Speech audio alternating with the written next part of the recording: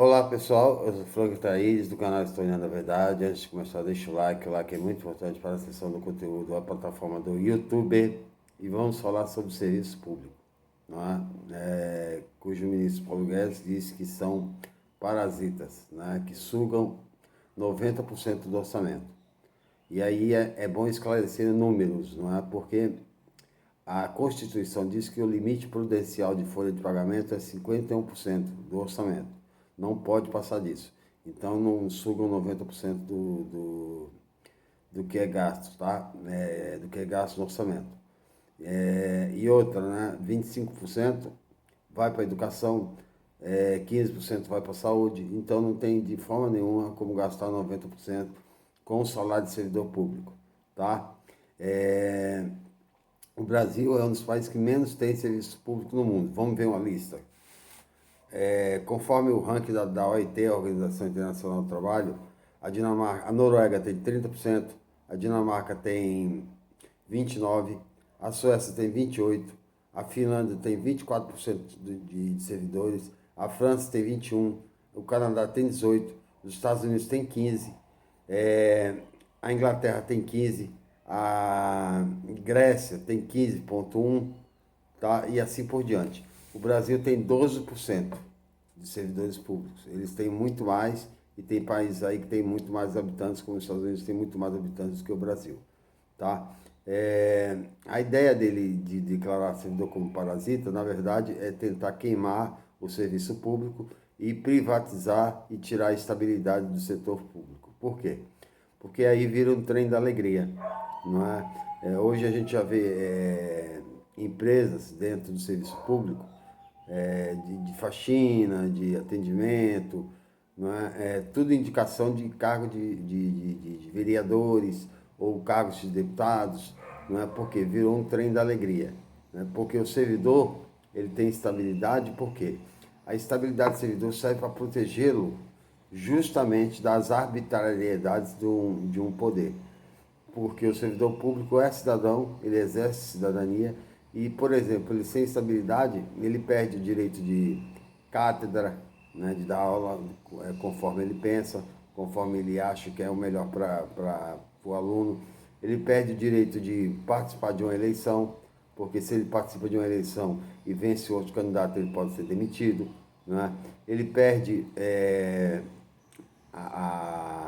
o direito de opinar, o direito de denunciar irregularidades no serviço público. Por quê? Porque ele pode ser demitido. Tá? Então, quando ele fala que tem que acabar e fazer uma reforma, essa reforma, na verdade, não mudaria nada. Não é? Por quê? Porque você tiraria o serviço público concursado e colocaria o serviço público contratado, que não é público, aí é privado, por indicação de vereadores, de deputados estaduais e federais. Viraria um trem da alegria. Tá? E aí as pessoas não pensam. O servidor público, o que mais ganha, né, as duas esferas que mais ganham, não fica no legislativo e no judiciário, porque o executivo é o funcionário público que menos ganha e é linha de frente que atende a população. É o motorista de ambulância que socorre o cara que está ferido, é o enfermeiro que dá assistência médica, é o professor que entra numa área de zona de guerra para dar aula, né? É o médico que socorre um ferido, né? Todos eles não ganham bem, são salários são muito mal remunerados. Para você ter uma ideia, o piso nacional de professores no Brasil hoje é R$ 2.400, tá? Porque o professor tem formação, faz uma formação, tem uma responsabilidade de formar uma sociedade e mesmo assim é mal remunerado. E aí é chamado de parasita, por quê? Porque diz que se suga todo o dinheiro do Estado. O dinheiro do Estado é sugado pelos juros da dívida pública. Juros da dívida pública que paga 400 bilhões a nível de juros e mais 600 bilhões por ano a nível de amortização da dívida, R$ 1 trilhão.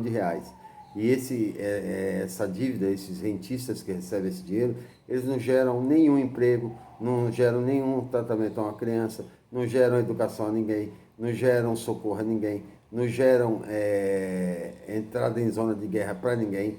Né? É um dinheiro dado a especuladores que levam, furtam, tiram o dinheiro do país, e esse não é questionado pelo Paulo Guedes. Esse é o verdadeiro parasita. Inclusive, Paulo Guedes participa dessa parasitagem como banqueiro que é, né, do Banco Pactual.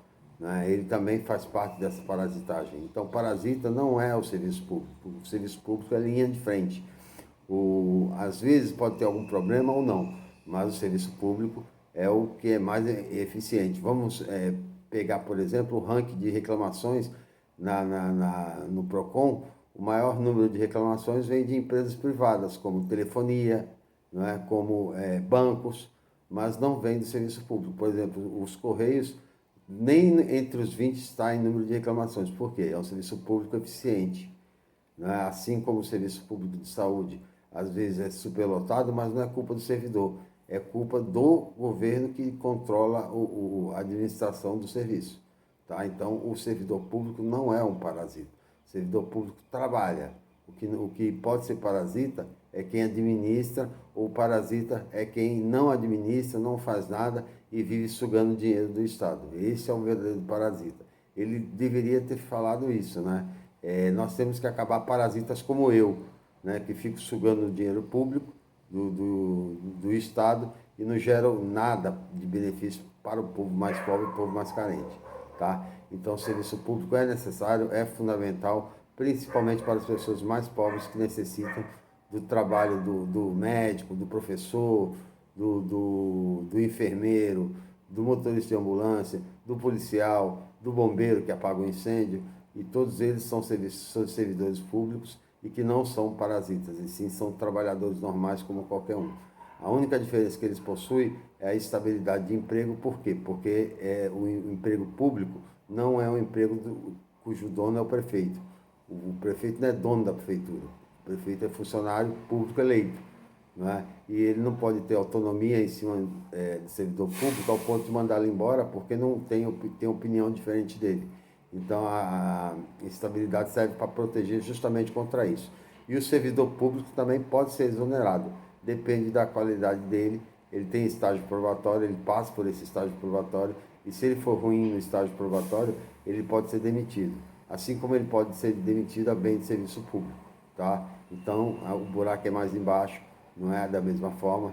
Né? E eu não vi em nenhum momento ele falar, ó, vamos gerar fundo de garantia para poder demitir servidor público, porque o servidor público não tem garantia, fundo de garantia.